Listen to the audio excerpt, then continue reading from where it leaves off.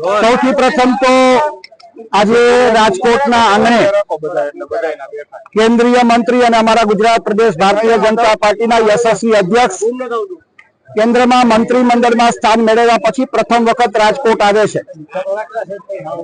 આજે રાજકોટ મહાનગરપાલિકામાં સફાઈ કામદારોની ભરતીના સંદર્ભમાં દલિત સમાજના યુવાન અગ્રણી ભાઈ શ્રી પારસ બેડિયાના નેતૃત્વ નીચે અમુક લોકો એમની સાથે સંખ્યાની અંદર રજૂઆત કરવા માટે આવ્યા હતા, પણ લોકશાહીની અંદર દરેક લોકોને રજૂઆત કરવાનો અધિકાર હોય છે। પારસ બેડિયા પણ અમારો કાર્યકર્તા છે અને દલિત સમાજ અમારી સાથે જોડાયેલો પરિવાર છે।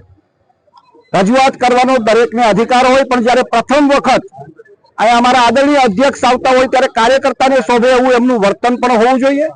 એટલે મોટાભાઈ તરીકે મને ટકોર કરી છે કે મોટાભાઈ તરીકે કહું છું કે મહેરબાની કરીને આ સારું નથી લાગતું, આ મજા ન આવે, એટલે મહેરબાની કરીને તું અત્યારે અહીંથી નીકળી જા, આ લોકશાહી ઢબ નથી।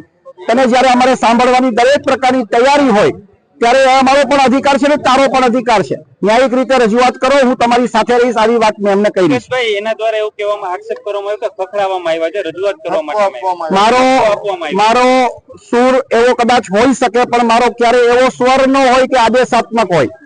એ મારો પરિવારનો એક કાર્યકર્તા છે, મારી વિનંતીનો સ્વર જ હોય, કદાચ એને આદેશાત્મક લાગ્યું હોય તો એના માટે હું દિલથી માફી માંગુ છું। પણ જ્યારે રજૂઆતની ઢબ એવી હોવી જોઈએ કે જે લોકશાહીને શોભે એવી, આ લોકશાહી ઢબે આ દબાણનો પ્રયાસ હતો, એ પણ વ્યાજબી નથી, એટલે મેં એમને એવી ટકોર કરી હતી। બાકી અમારા પરિવારનો સભ્ય છે અને એમને હું હૃદયથી કોઈ પણ રજૂઆત માટે આવકારું છું।